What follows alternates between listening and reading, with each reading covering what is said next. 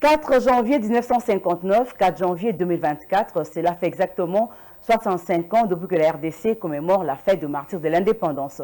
Madame, Monsieur, bienvenue à cette grande édition du journal. Tout de suite, le sommaire.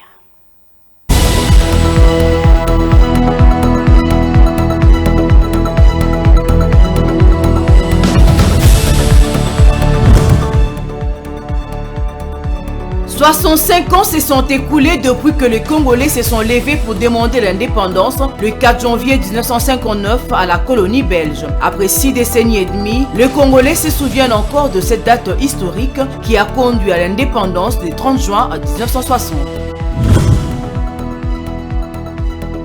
L'épidémie de la conjonctivite sévit dans la ville de Kinshasa il y a plus d'une semaine. Cette inflation de la conjonctive se caractérise par la rougeur des yeux. Elle peut s'éviter par l'observance stricte de mesures d'hygiène, notamment le lavage de mains et tout contact direct avec l'organe de la vue.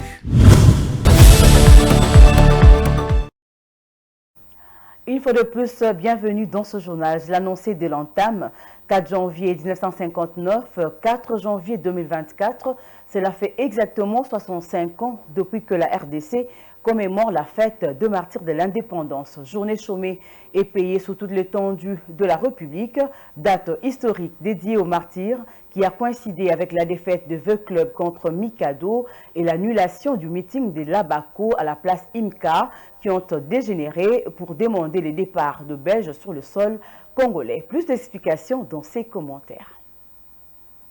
4 janvier 1959 à Léopoldville, actuelle Kinshasa, restera une journée historique. C'était un dimanche pas comme les autres. Un dimanche juste après les festivités flamboyantes de fin d'année, deux faits avaient fait vibrer la ville. D'une part, le match de football Mikado V Club et d'autre part, le meeting avorté de Joseph Kasavubu, président du puissant Abaco, alliance de Bakongo, et qui détenait une suprématie indiscutable sur Léopoldville. Deux faits saillants sous forme de deux défaites.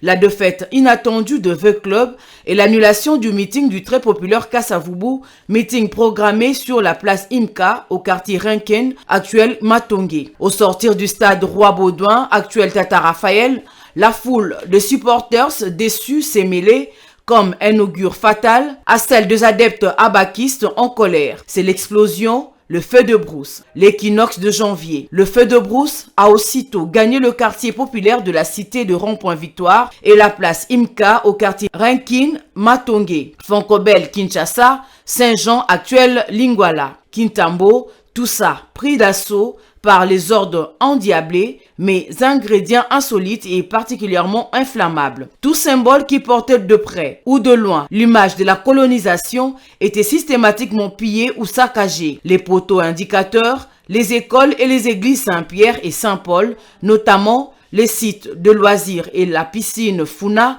fréquentés essentiellement par le Belge. Et la casse a été si brutale et spontanée que cela a donné lieu à des rumeurs et à des légendes sulfureuses, et que les émétiers étaient constitués en majorité des revenants d'outre-tombe, nantis de forces inouïes et mystiques, que les religieuses blanches auraient été violentées et que les objets et les insignes sacrés des églises auraient été profanés au point que le manifestant enflammé se serait même affublé de soutanes pour récupérer leur magie intrinsèque. La situation avait aussitôt dérapé en invectives et en slogans anticolonialistes et au nom de l'indépendance immédiate, déformée en créole quinois par Dipanda médiate. C'est alors que la force publique est entrée en action avec fermeté, armes de pied, en cap. C'est alors que le leader de l'Abaco, Kasavubu, Kanza Daniel, Pinzi Arthur, Diomi Gaston, Kingo Tolo, Zenza Landou ont été interpellés et traduits en justice.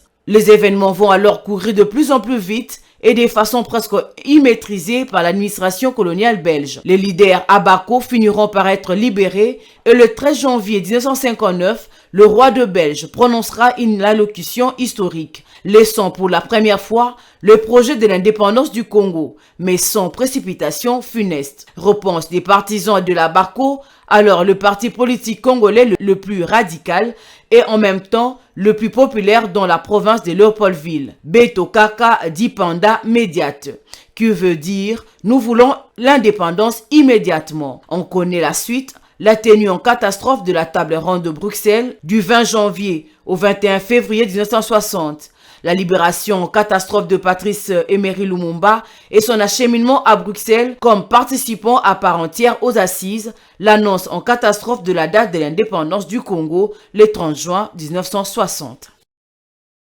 Dans ces mêmes chapitres, en cette date où la République démocratique du Congo commémore le martyre de l'indépendance, certains qui nous ont rencontrés dans la rue ont livré leurs impressions par rapport à cette date historique marquée par plusieurs événements. Ils étaient au micro de Jocelyne Massiala et Vité Mpanzu. Oui, la date du 4 janvier nous rappelle la journée des martyrs. C'est-à-dire, ce jour-là, nous avons perdu beaucoup de nôtres, puisqu'ils réclamaient l'indépendance de notre pays. Et si aujourd'hui nous sommes tels que nous sommes, c'est puisque ce sont eux qui ont voulu à ce que nous soyons indépendants. Quand bien même l'indépendance, comme certains le disent, n'est pas totale, hein, mais nous devons aussi lutter pour que ça soit total. Et nous ne devons pas rester à condamner Lumumba a été pressé avec ses siens de demander l'indépendance. Non, il fallait, puisque c'était le moment aussi. Hein, il fallait voir d'abord la souffrance de nos aïeux. Hein, ils souffraient beaucoup. La Gécamine, comment est-ce qu'on l'appelait dans le temps, la Gécomine, Union minière du Haut-Katanga. Mais cette usine a été construite avec le sang de nos frères de l'Équateur. Hein? On les flagellait, on les maltraitait pour qu'ils aillent cultiver le caoutchouc. Et c'est l'argent des caoutchoucs qui ont fait assez qu'on puisse construire l'usine Union minière. Même si nos frères katangais qui sont là en train de dire de n'importe quoi, c'est puisqu'ils sont ignorants. Ils ne savent même pas comment cette usine-là a été créée, cette société-là. Il y avait, les Belges allaient chercher la main-d'œuvre, puisque eux-mêmes ne voulaient pas travailler dans l'union minière, dans cette société. Le Belge allait au Rwanda, au Burundi et au Kasaï pour prendre la main-d'œuvre. C'est la raison pour laquelle aujourd'hui vous trouverez plus de Kasaïens au Katanga.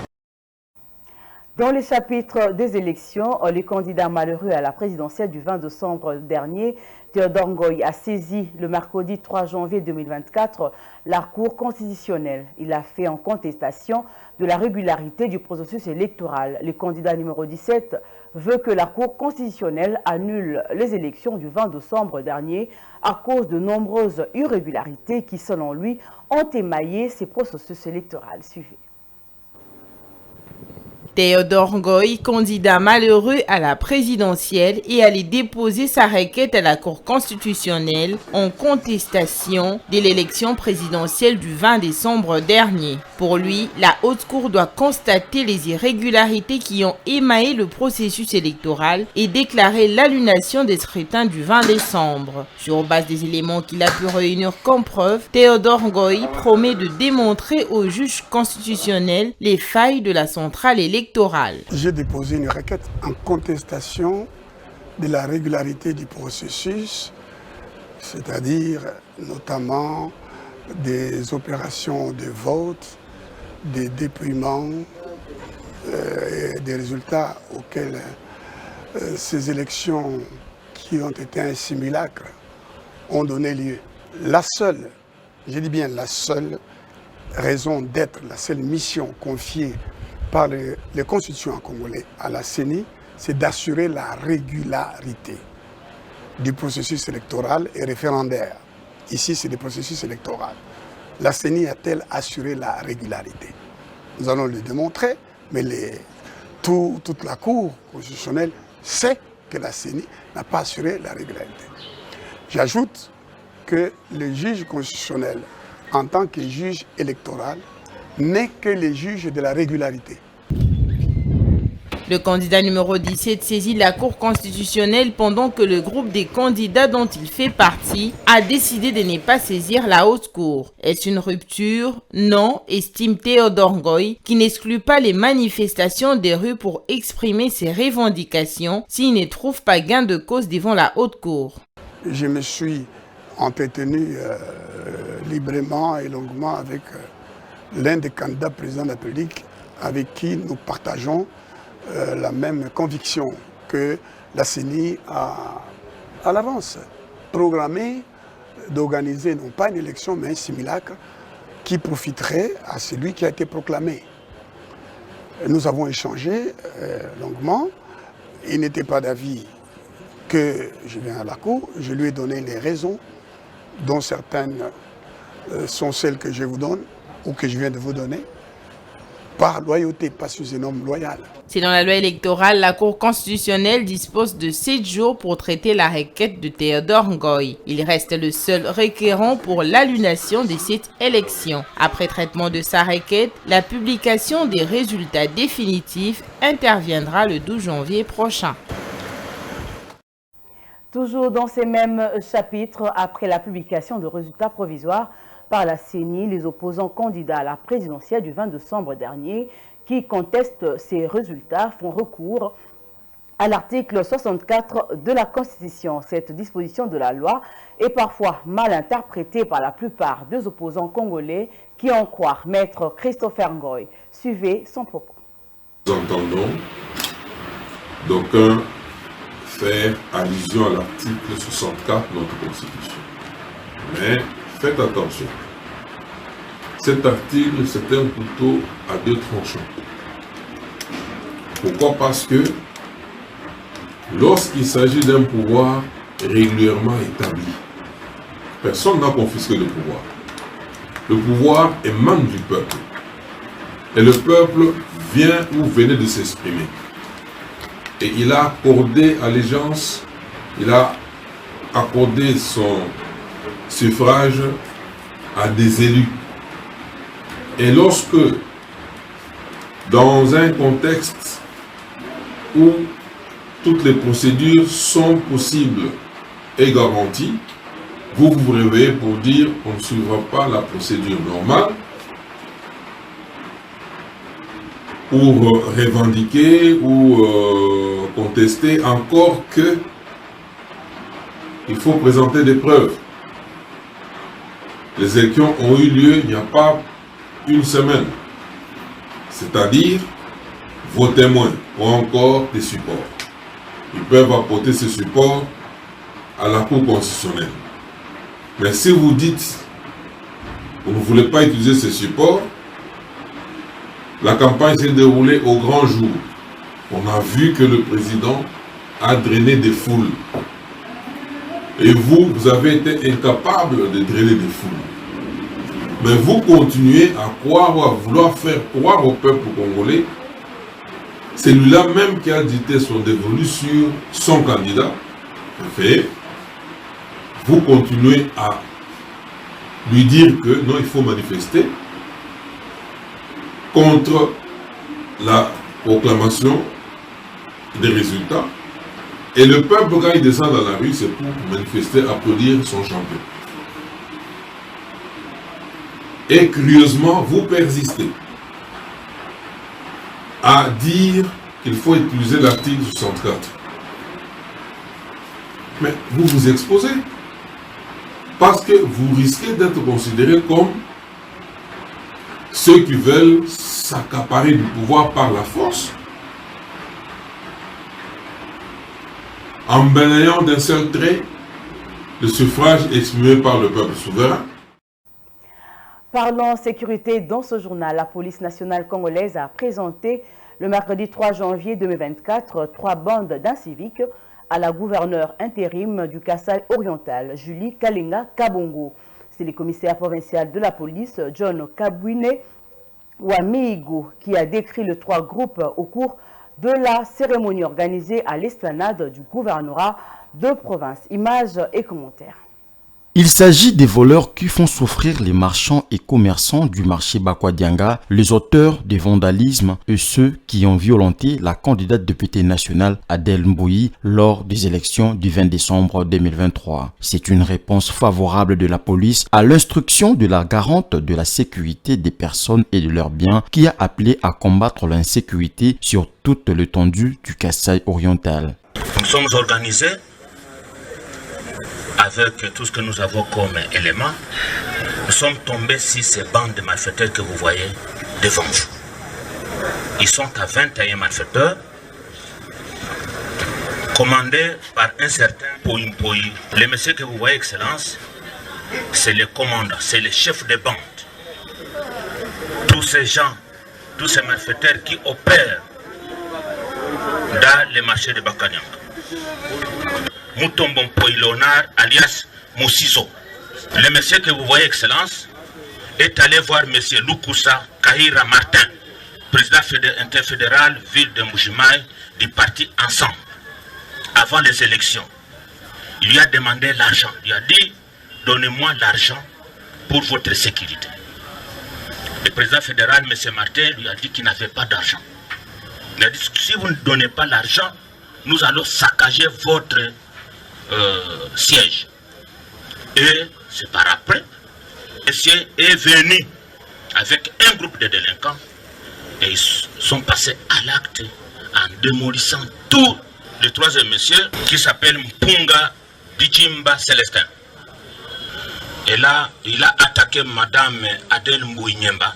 En réaction, la chef de l'exécutif provincial du Kasaï oriental a salué le travail de la police qui a permis d'appréhender ces malfrats. Julie Kalenga Kabongo a lancé un appel à la population à collaborer avec le service de sécurité afin de dénoncer le cas suspect et décourager tous ces inciviques. Je remercie beaucoup la police du Kasaï pour le travail abattu. Ils nous ont apporté les 3 malfaiteurs qui volent à Bakwadianga et qui ont commis les actes de vandalisme sur la candidate députée. Ils ont détruit la maison de notre président après la publication des résultats. Ce que je demande, c'est de collaborer avec notre police parce qu'ils font du bon travail en arrêtant ceux qui nous font souffrir et tous doivent aller au parquet pour être condamnés.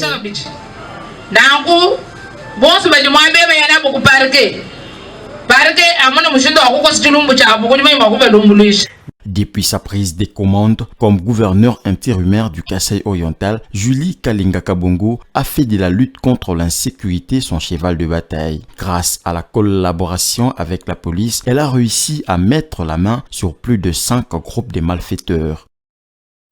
En économie, l'agence Business Intelligence Academia a organisé une série de formations sur l'intelligence des affaires qui avait pour but de ramener le jeune à devenir indépendant et autonome, créer son propre business qui était animé par Alex Nzila, expert en stratégie des affaires. Le reportage est de Merveille Loabeya et Shadrach Boulou.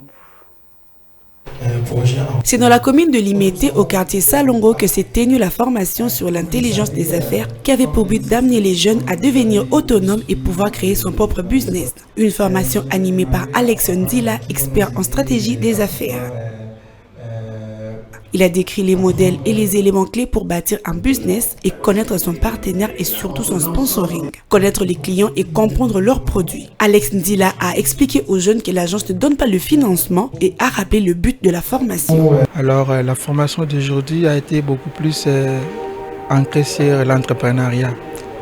Alors cet entrepreneuriat, c'est pour plus aider les jeunes, les gens qui ont une idée, mais ils ne savent pas comment la structurer. Et nous sommes là à donner du coaching, de la formation et aider aussi ces entrepreneurs-là comment trouver du financement.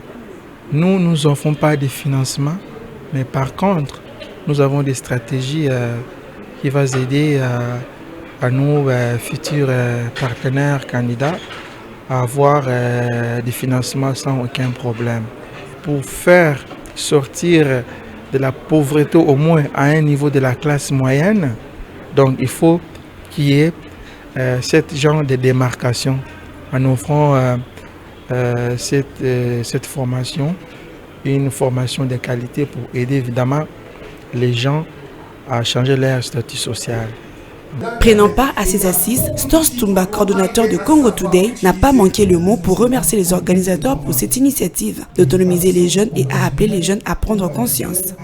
Donc à partir de cela, je pourrais dire que c'est vraiment encouragé et en tout cas, on va essayer d'en faire de plus en plus, que le Congolais arrive à comprendre que grâce à ses deux mains et son intelligence, il peut aussi arriver à créer de l'emploi, chose qui n'est pas basée que juste pour les étrangers qui viennent spécifiquement en RDC pour arriver à donner du travail. Nous aussi, entre frères, on peut aussi arriver à se créer du travail. Rappelons que ces structures travaillent également pour la facilitation et assistance des voyages.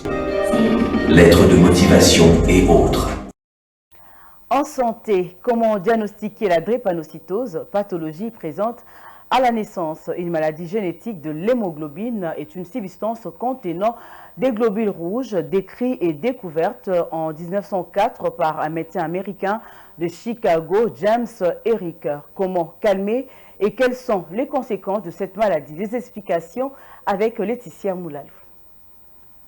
La drépanocytose est une maladie génétique de l'hémoglobine, une substance contenue dans les globules rouges qui durcissent collant et ressemblant à un outil agricole en forme de C appelé faucille. Une maladie héréditaire, c'est-à-dire transmise par les parents à leur enfant et est présente dès la naissance. Le gène habituel est appelé A et le gène porteur est appelé S. La personne est appelée AA si ses deux parents lui ont transmis le gène A. Le dépistage de la drépanocytose est effectué grâce à l'analyse de l'hémoglobine par électrophorèse. Cette méthode permet de détecter la présence d'hémoglobine anormale qui se déplace plus lentement que l'hémoglobine normale lorsqu'on la fait migrer sur un support spécial. La drépanocytose engendre des déformations des globules rouges qui deviennent fragiles, favorisant l'anémie, des crises vaso-occlusives douloureuses et un risque accru d'infection. Les personnes atteintes de cette maladie doivent boire 8 à 10 verres d'eau par jour et manger sainement. Elles doivent également essayer de ne pas avoir trop chaud, trop froid ou d'être trop fatiguées. Les enfants, quant à eux, doivent participer à des activités sportives pour rester en forme et en bonne santé. Toujours en santé, une épidémie de conjonctivite sévit depuis quelques jours à Kinshasa. Plusieurs personnes sont touchées par cette maladie qui rougit les yeux. Elle est gênante, très contagieuse et peut être évitée par la mise en quarantaine de la personne atteinte et l'observance stricte de mesures d'hygiène dans le lavage de mains. Regardez. Depuis plusieurs jours, l'épidémie de la conjonctivite sévit dans la ville de Kinshasa. Cette maladie très contagieuse, communément appelée Apollo par les Kinois, affecte plusieurs familles. Elle se transmet d'une personne à une autre si l'on y prend garde. Cette maladie irrite l'œil et entraîne une inflammation de la membrane recouvrant la face antérieure de l'œil et l'intérieur des paupières. Le docteur Landry en présente les principaux symptômes. La conjonctivite, c'est une inflammation des conjonctives causée par un virus, une bactérie ou soit une allergie. Comme les symptômes ou les signes, nous avons écoulement de l'amoiement. L'amoiement dans les termes techniques. Et on peut avoir des yeux rouges, rougeur des yeux, rougeur oculaire. Et on peut aussi avoir des sécrétions purulentes au niveau des yeux. Parfois, le matin, un enfant peut se réveiller le matin, les yeux collés, donc il ne sait pas comment ouvrir les yeux. C'est ça l'écoulement des yeux ou les sécrétions purulentes au niveau des yeux le matin. Pour soigner cette maladie qui survient principalement dans les régions à forte densité de population avec un climat tropical et humide, les méthodes sont simples et accessibles à tous. La conjonctivite se soigne d'une manière très brève. On peut d'abord commencer par le nettoyage avec l'eau physiologique. Vous nettoyez sérum physiologique ou eau distillée. Vous nettoyez après avoir fini à nettoyer les yeux et vous mettez un antibiotique oculaire, un collyre que vous pouvez choisir. Vous pouvez prendre même un tétracycline ophtalmique. Vous mettez et au fil de 2 ou 3 jours, ça va disparaître. Cette maladie, dans la plupart des cas, est sans danger pour la vision si on prend toutes les mesures pour prévenir. Pour éviter la maladie, la première des fois, il faut isoler la personne qui est contaminée. Surtout les enfants. Quand un enfant est contaminé, vous avez 3 ou 4 enfants à la maison. Si un enfant est contaminé, il a la possibilité de contaminer aussi les autres enfants parce qu'ils utilisent le même toit. à travers les histoires qu'il touche, les jouets, l'autre peut être contaminé, soit contracter la maladie. Avec les fêtes des fins d'année, la conjonctivite s'est facilement propagée à travers la ville car il est souvent difficile d'éviter les rassemblements des familles. Une bonne hygiène de vie est nécessaire pour éviter la propagation de ce genre de maladie, surtout dans les endroits où il y a des grands rassemblements. Voilà, ce journal se referme, mais avant de nous quitter, place au rappel des titres.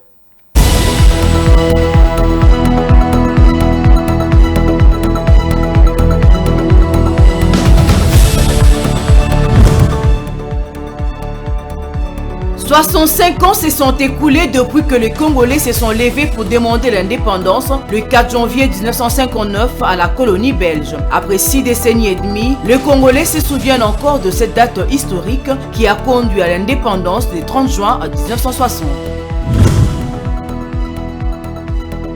L'épidémie de la conjonctivite sévit dans la ville de Kinshasa il y a plus d'une semaine. Cette inflation de la conjonctive se caractérise par la rougeur des yeux. Elle peut s'éviter par l'observance stricte de mesures d'hygiène, notamment le lavage de mains et tout contact direct avec l'organe de la vue.